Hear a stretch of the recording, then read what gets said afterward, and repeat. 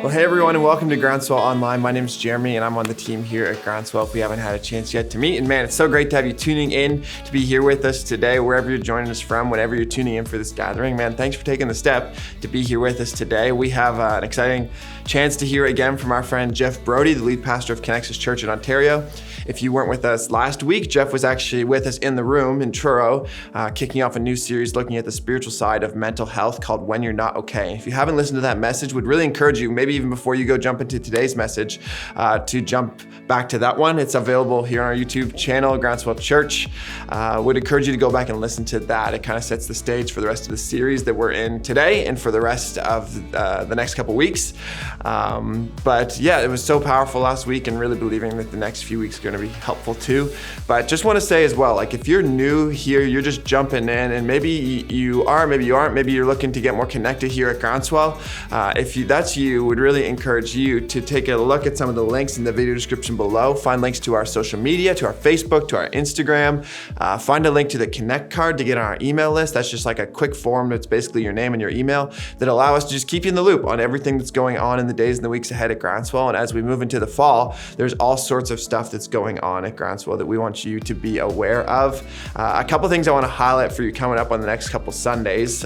Next Sunday, if you're in the Truro area, would really encourage you to come on out. It's going to be a great Sunday. After church, we're heading over to the Bible Hill Rec Park, just a few minutes down the road from our Prince Street location. We're going to be gathering there for pizza in the park. We did this a few weeks ago now, and it is back by popular demand. The people wanted to do it again, and so we couldn't say no. So we're going to be heading over there. We'll have some games. There's a splash pad over there if you have kids, so have them bring a bathing suit for them, and we'll have you covered for lunch. So maybe bring a lawn chair if you have one, or a picnic blanket.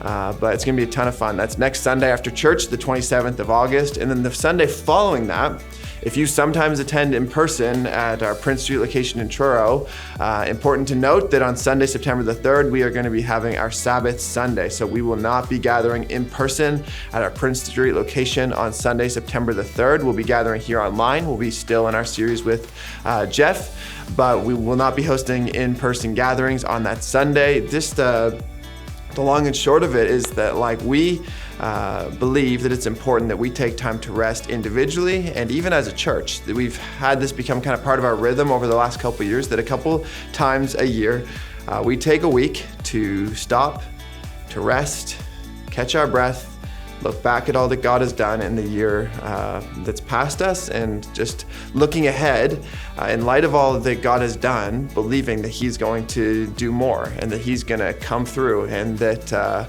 everything that He's kind of invited us into, that there are some incredible things that God has invited us into this fall that we're excited to be a part of. And so we're just taking a quick break before we jump into the fall to just be thankful for all that God has done, and to believe that He's going to do more as we create spaces for more people to come and to take steps in their faith journey.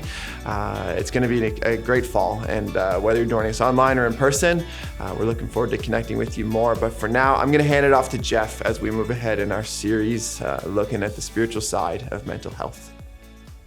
Well, last week we kicked off a brand new series called When You're Not Okay, the spiritual side of mental health. And if you weren't with us, I would encourage you to go back and watch part one. Now, if you're here today and you would say, hey, I'm not a church person, I'm not sure about God, I got a lot of questions, I thought actually I wasn't even sure about some of those music I saw on the screen, I'm trying to figure out what all this means, we're really glad you're here. You've come to the right place, and we create space for you to join in on the conversation.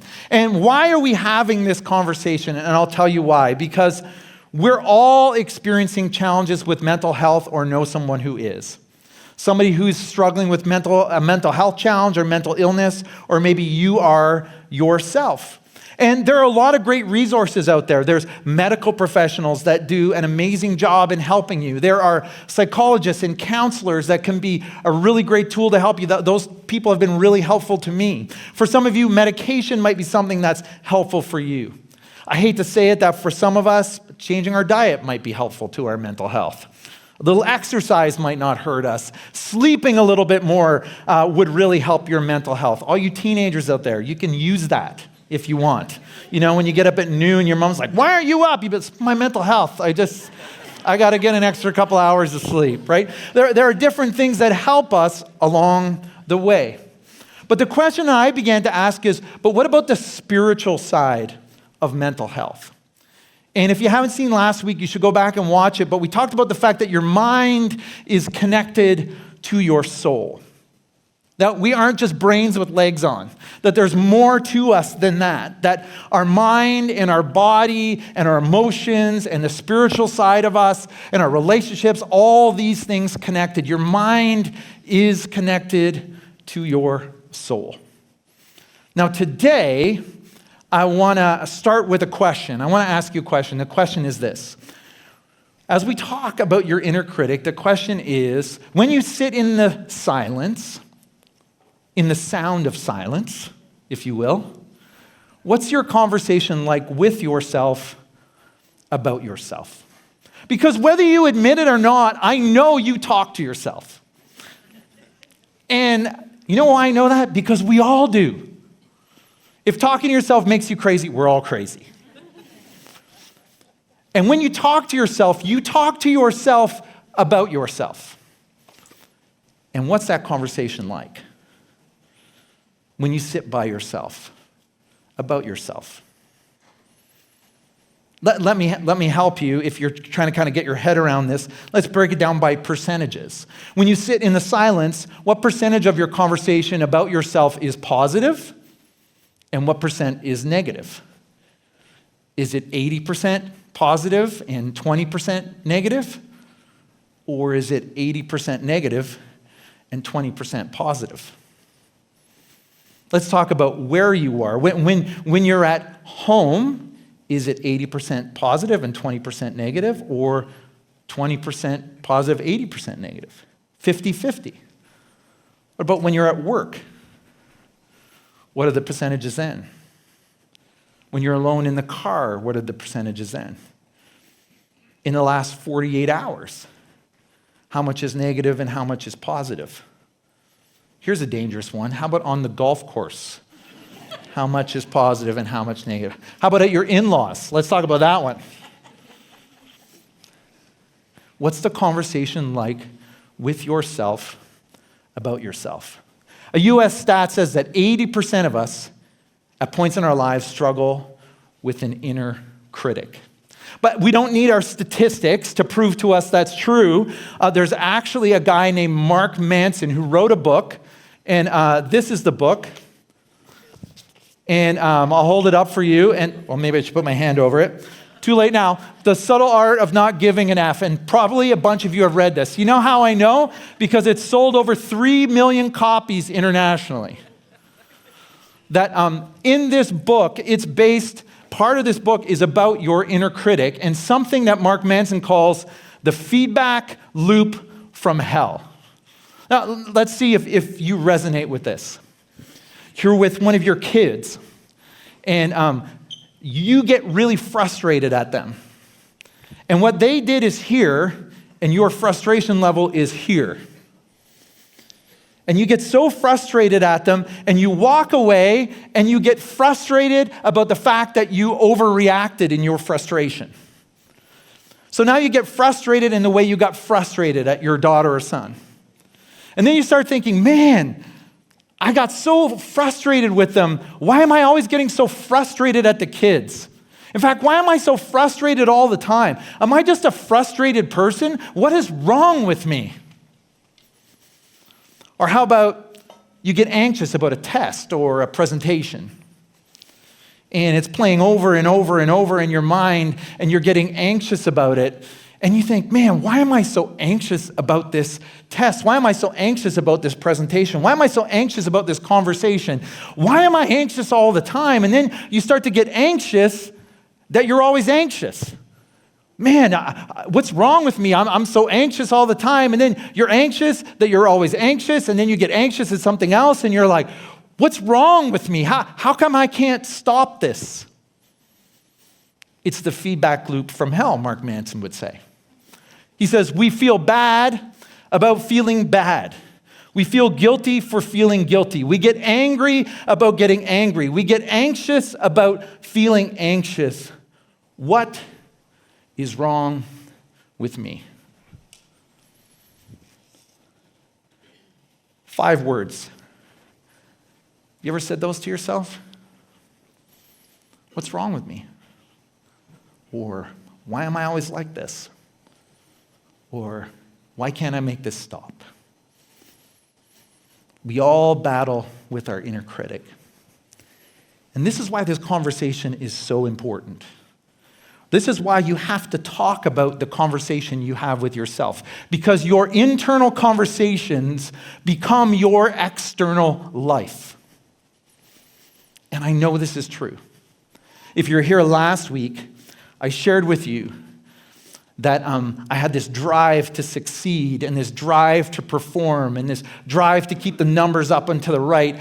And at maybe one of the most successful points in my ministry life, I had what I call my crash. And I'm on the floor in my foyer having a panic attack. Well, where did that start? Well, when I was 12 or 13 years old, and I felt like some things in my life were unknown, I wanted to figure out how to get control. And I felt like one of the ways I could get control was with my marks.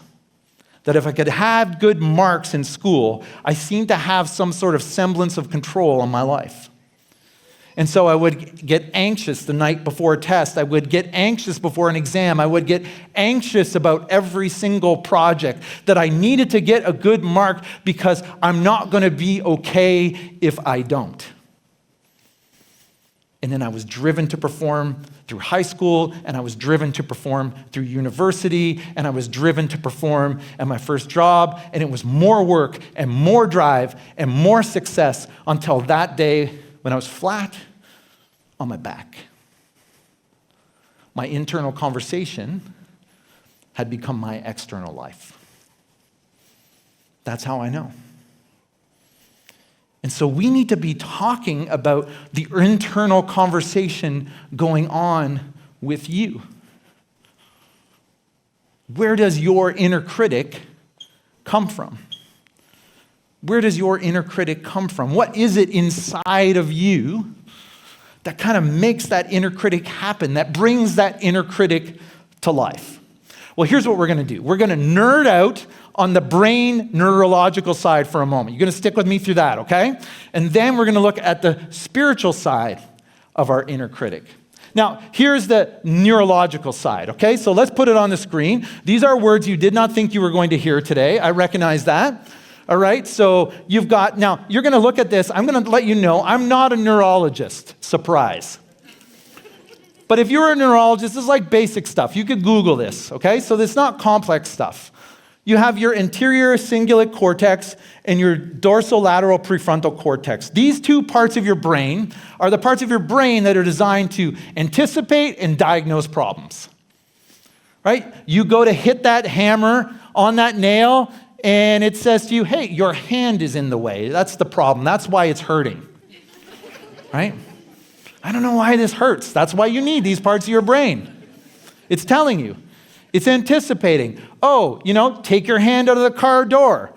Maybe you don't want to drive in the right lane. It's anticipating the problems. It's looking at what's happening to you. What is the problem right now? Oh, I'm standing on a nail. Oh, somebody's punching me in the face. It's telling me all these things, right? Or looking at the past. What was the problem then? But here's the thing.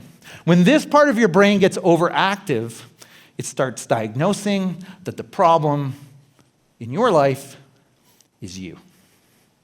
Is you. You're the problem. You're not enough. You don't have what it takes. You're not beautiful enough. You're not smart enough. And the prefrontal cortex is supposed to direct it and go, no, that's not true. No, don't let your inner critic take over. But sometimes it struggles to do that. And when it does, your inner critic comes alive. What about the spiritual side of your inner critic? Spiritually, where does the inner critic come from? Well, there's actually a guy named the Apostle Paul. And he was the original church planter. We're here today because of him. Now, Paul, when you read scripture, struggled with an inner critic, struggled with anxiety, and struggled with trauma. So this is a key guy for us to look at in scripture. And he describes his inner critic. He describes the battle with the inner critic as part of what he writes in the book of Romans. And we're going to be looking at excerpts from Romans today.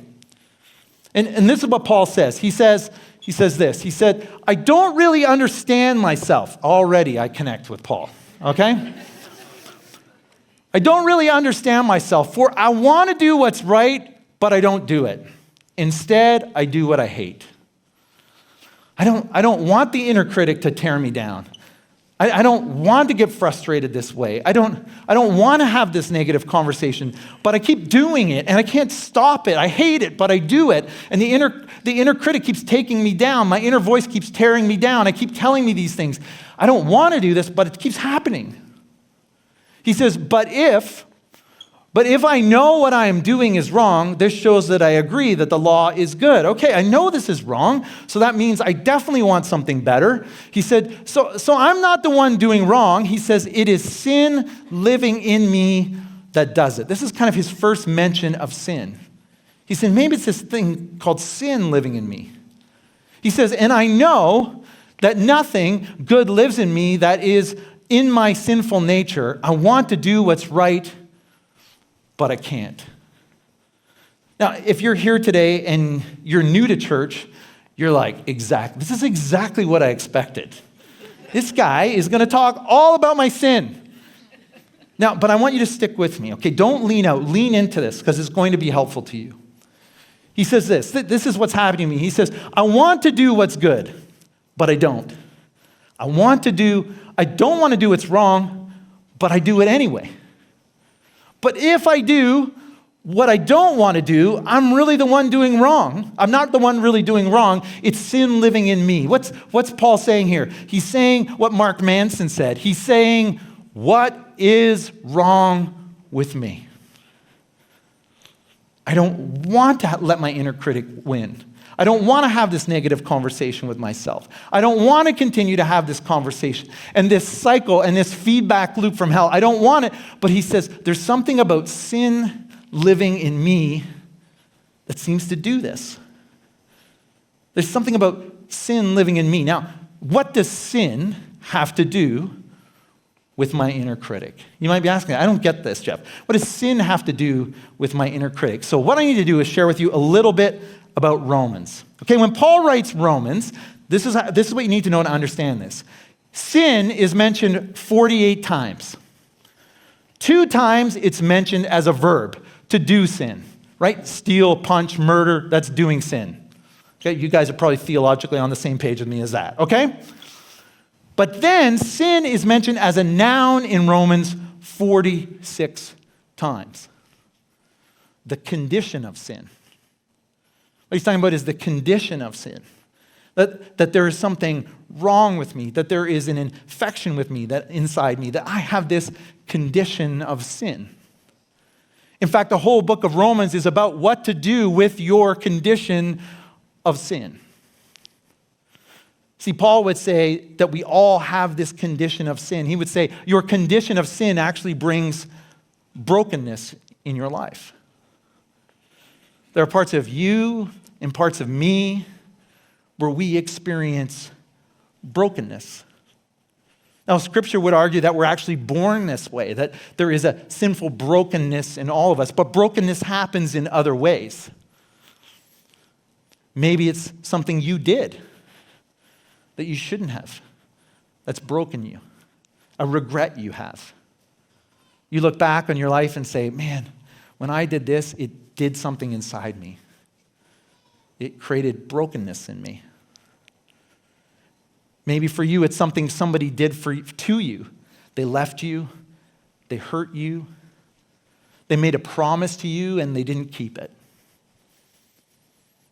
They were supposed to be one thing, but they ended up being another. And that creates brokenness in your life. And the thing that happens with our inner critic is that lies take root in your broken places.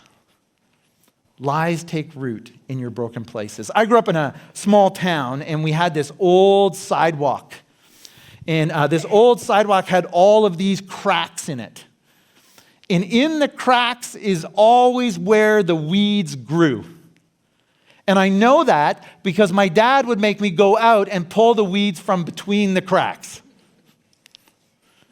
They always grew in the broken places. And often the lies in our life take root in the most broken places. For me, this desire to have control, this desire to get these grades to make me feel like I had control was a broken place. And in that place grew the lie of, if you fail, you're a failure. If you lose, you're a loser. If you don't perform, people will leave you. It grew in the broken place in me. Does that make sense? But for all of us, our broken places are different. For you, maybe it's the broken place and the lie takes root of, you'll never be a good enough mom for your kids. You'll never be a good enough dad. Because you didn't have a dad. So how can you be a good dad? That's a lie in a broken place. You'll never be a good business owner because you really don't know what you're doing. Because you're an imposter and everybody knows it. That's a lie rooted in a broken place. See, your brokenness is what your inner critic leverages to lie to you.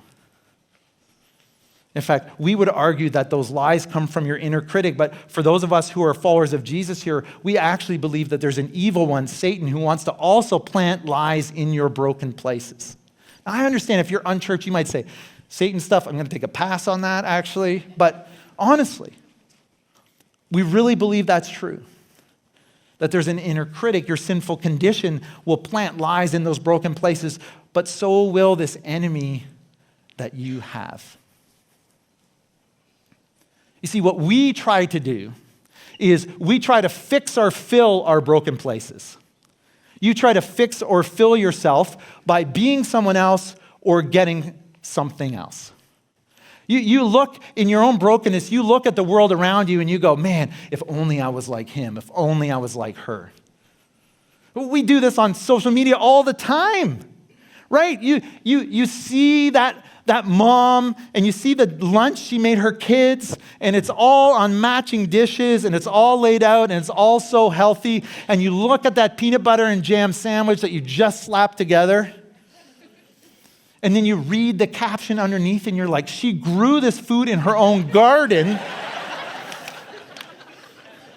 Like, how is this possible? Who is this woman? Every kid's dish has their name on it. She like makes them, she sells them on Etsy as a side hustle, right? And you're like, I'll never be that mom. Am I not a good mom to my kids? Am I not? If my kids had that mom, they'd probably be better off than mine. It's real, right? You try. Well, maybe if I try to be like her, and we'll just get that, that organic peanut butter that doesn't spread, but it's really healthy. And I strive and I try and I strive and I try. Or you see that friend, he's taking his kids on a cruise for a vacation. You think, man, I wish I could go on a cruise. I've never been on a cruise. I'd love to take my family on a cruise, but financially I'm not where he is. And then you read the caption and you're like, he is on the holy grail of all cruises, the Disney cruise. How come I'm not financially where he is? Am I not as good a business owner? Do I not work hard enough? Am I not a good dad because I can't afford to take my family on a vacation like that? I got to be like him. I got to try to be like him. I got to try to be like her. Man, I look at how she looks on Instagram. And I've got to look like that. I've got to try to look like that. And I know she's got 8 filters on there, but but somehow it still makes me feel like that's actually attainable. How messed up is that?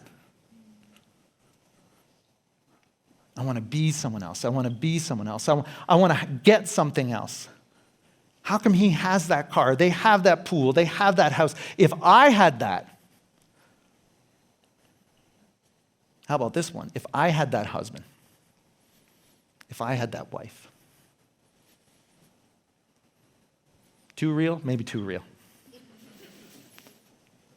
I'm just trying to fix the broken places. So I try to live a life that's not mine.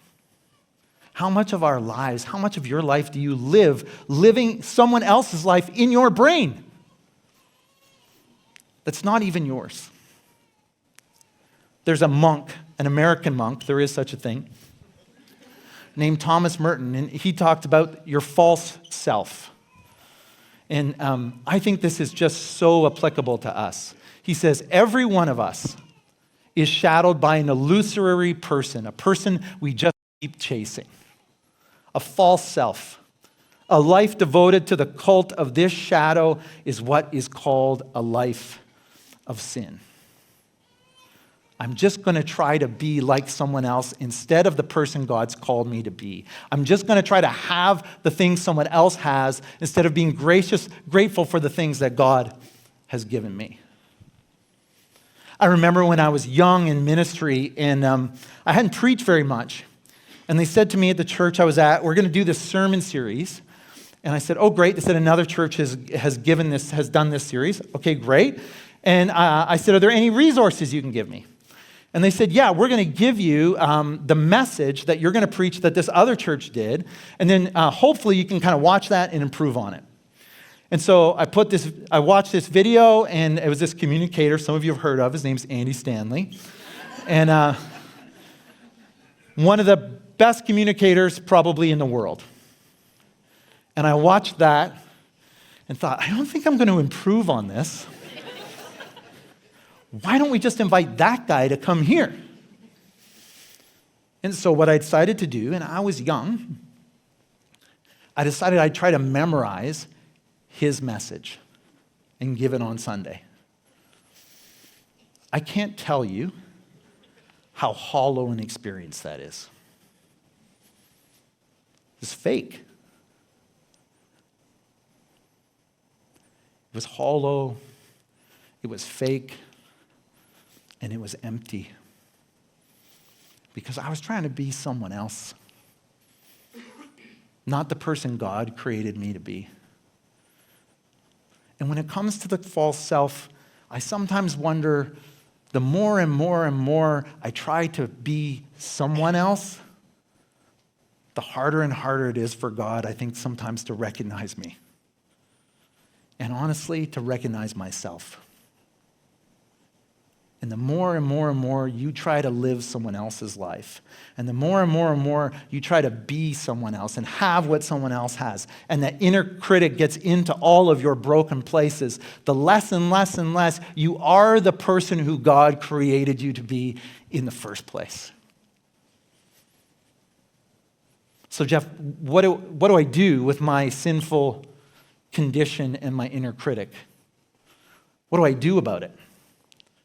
Well, Paul actually tells us. And if you're here today and you would say, hey, I'm not sure I'm a church person, I'm actually going to show you what the Christian faith, another thing that the Christian faith has to offer your mental health. And this is what Paul actually says. This is what he says. He says in Romans, he says, we know that our old sinful selves were crucified with Christ so that sin might lose its power in our lives. What's Paul saying? Paul's saying, hey, Jesus died on the cross after living a perfect life. Not this made-up perfect life that you see on Instagram, but an actual perfect life. fact, I'll tell you a secret about Instagram, okay? I deal with a lot of people. And I see their perfect pictures on Instagram, and I know their life's not perfect. I'm not going to say who, but I know it's not. But Jesus lived an actual perfect life, a sinless life, and died on a cross. And that when you choose to follow him and surrender your life to him, when God looks at you, that's the perfection that he sees. Real perfection. That's why Paul says, we know that our old sinful selves were crucified with Christ so that sin might lose its power in our lives. Jesus, when he died on the cross, his intention was that sin would lose power in our lives, that our sinful condition would no longer control us. But yet we get tempted to go back because we want to complete ourselves. And he's saying, no, Jesus died on the cross to give you freedom over your sin. He says this, we're no longer slaves to sin. For when we died with Christ, we were set free from the power of sin. He said, why are you enslaving yourself to comparison? Why are you enslaving yourself to try to be someone? Why are you enslaving yourself to the false self? Why are you serving that? Serve the master who loves you. He says, sin is no longer your master. For you no longer live under the requirements of the law. Instead, you live under the freedom of God's grace. Who are you serving, is what he would say. Who are you serving? Are you serving the one who wants to give you freedom? Are you serving your inner critic? Are you serving the lies? Are you serving the false self? See, what he's saying here is the internal conversation you focus on will grow. It will. The more you focus on the inner critic, the more the inner critic will grow. It will get louder and louder and louder. And the more lies you focus on, and the more scrolling comparison you do, and the more I wish I was like him, and we should be on that cruise, and why can't I be like her, and why can't my husband be more like him, and why can't financially we be here, and how come we're not in a house yet? What's going to happen over time is that inner critic is going to grow. But Paul says, if you focus on this, if you focus on the fact that Jesus wants you to be free from that, if you focus on the fact that Jesus is all you have and all you need, that the God of the universe, think about this. The God of the universe knows your name. Knows your name. Knows who you are. That's way better than any Disney cruise. Eternity definitely will be. I promise you that. The karaoke will be better, I'm sure.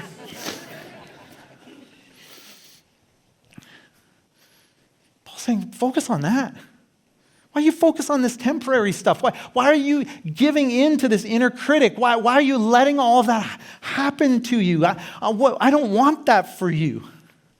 Jesus lived the perfect life, so you don't have to live this made-up one that you're trying to live, and that he loves you, and he died for you, and when I see you as perfect, and I want to have a relationship with you. Paul says this, so letting your sinful nature, says in Romans 8, so letting your sinful nature control your mind leads to death, but letting the Spirit, the Holy Spirit he's talking about, control your mind leads to life and peace. He's saying, come to the Holy Spirit in the midst of your inner critic and say, change my mind. Change how I think. Change how I see the world. Change how I see myself. There's a guy named Steve Cuss, and he wrote a book called Managing Leadership Anxiety. If you deal with anxiety, it's a really good book. And he says this, he says, the miracle of salvation isn't that Jesus stops us from sinning or being tempted to sin. It's that Jesus changes what our heart wants. Jesus changes what our heart wants. So Jeff, this has all been fine and good. So what do I do on Monday to battle my inner critic? What do I do?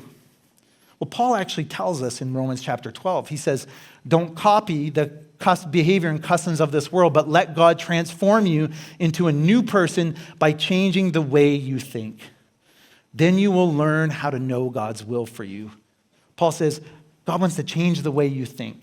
You've got to change the way you think about yourself, the way you think about the people around you. You've got to change the way you think. Craig Rochelle, and we're giving away his book. If it's your first time, you should grab it today. He talks about turn your mental ruts into trenches. Turn your mental ruts into trenches. See, your brain, there's an elasticity to your brain. And when you keep thinking the things that your inner critic tells you, it starts to create a rut. And that rut, actual physical rut in your brain, you start thinking on that pattern over and over and over again. But when we change the way we think, when we say to the Holy Spirit, change my mind, we're actually creating a brand new trench physically in our brain. This is amazing because it's the merger of your spiritual life and your mental life coming together at the very same time in a physical way. And he would say, change the way you think. Renew your mind. Create new mental trenches. So here's how I want you to do that this week. This week, when you hear your inner critic, identify the lie they're telling, expose the lie, and meditate on the truth. Now, this is going to take some practice. But I'm going to give you a tip. They say that in the first 10 to 20 seconds are the key window for you to respond to your inner critic. And over those 10 to 20 seconds, if you can respond in that time, you keep that inner critic from getting a foothold and cycling down and down and down. So first thing is to identify the lie. What is the lie? What is the lie that you're hearing? Maybe the lie for you is, I'm never going to be a good enough dad to my kids. Or as I said, I didn't have a dad, so I can't be a good dad. Or when your inner critic says to you, part 2 of your series won't be as good as part 1 because everybody's grading you. What's the lie? The lie is, I've got to perform to be accepted. And that my acceptance of people is more important than the acceptance of God. That's the lie. The lie that tells you you'll never make partner. What's underneath that? The lie that tells you you'll never be as good at business. The lie that tells you you'll never make another sale. The lie that tells you you'll never have the career that so-and-so had. What's the lie underneath that? And expose it, expose that lie. Bring it to the surface. This is going to take some time and some thinking, and then meditate on what you know is actually true.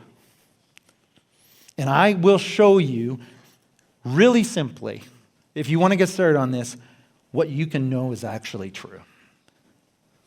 That Jesus defeated sin, so you don't need to be or have blank anymore to be okay.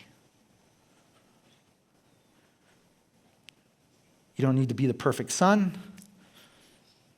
You don't need to be the perfect daughter. You don't need to be the perfect student. You don't need to be like him. You don't need to be like her. You don't have to have this money or have this item or go on this vacation or whatever it is in your mind to be okay. Because Jesus already died on the cross so that you could be forgiven and have a relationship with God. And that's more than enough to be okay when we choose to follow him. But we get so trapped up and tripped up that if I just get that one more thing, then I'll feel good about myself. And we all know that that illusory self is something we never, ever find. Now, this is going to take time. There's a woman named Carol Dweck, and she wrote a book called Growth Mindset, which some people say is a research book. I think it's an education book. But this is what she says about changing the way we think. She says, even when you change, the old beliefs aren't just removed like a worn out hip or knee and replaced with better ones. It's not like you're just going to have a prayer and then like, okay, my inner critic will go away and then now I'm only going to think about God. It's not going to happen in 2 minutes, okay? Spiritual formation is not a microwave process, right? She says, instead, the new beliefs take their place alongside the old ones as they become stronger. They give you a different way to think, feel, and act.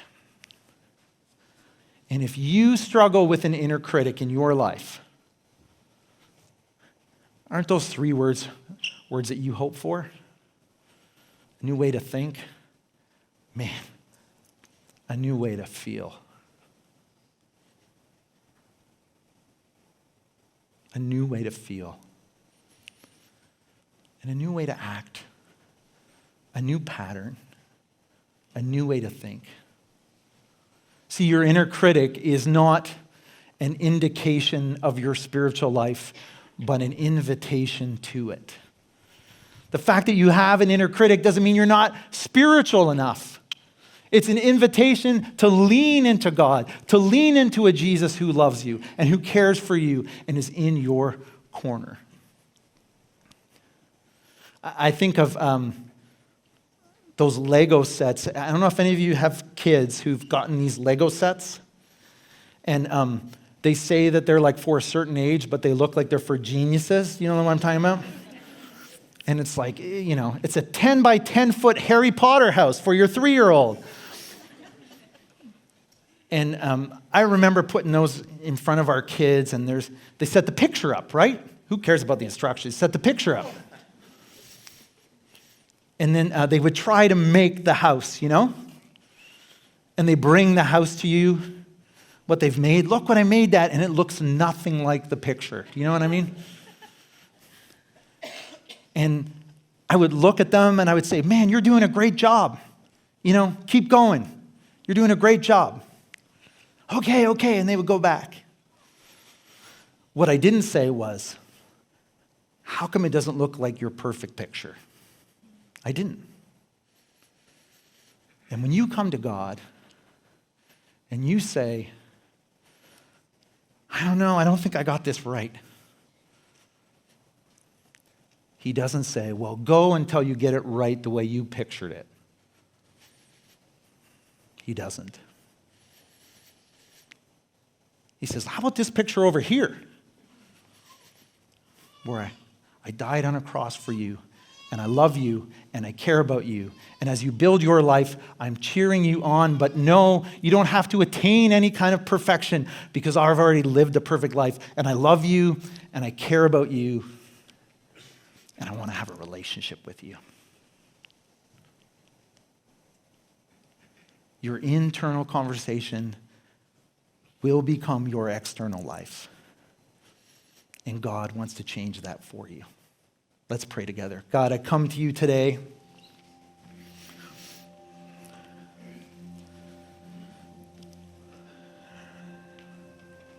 And I ask you to meet us, each person where they are. Help us to identify the lies in our life. Help us to expose them and to meditate on what we know is true. That you know us fully and that you love us. And that your arms are open wide looking to have a relationship with us. Help us to see ourselves the way you see us. As the prophet Isaiah said, we will experience perfect peace whose minds are fixed on you. Fix our minds on you. When we hear our inner critic, fix our minds on you. When we hear that we're not enough, fix our minds on you. When we don't have what it takes, or we're not good enough, or we can't achieve, or we can't blah, blah, blah, whatever it is, fix our minds on you. the author of our lives and the perfecter of our faith, and the one who loves us unconditionally, who wants more than we could ever imagine for our own lives. Pray this in your name.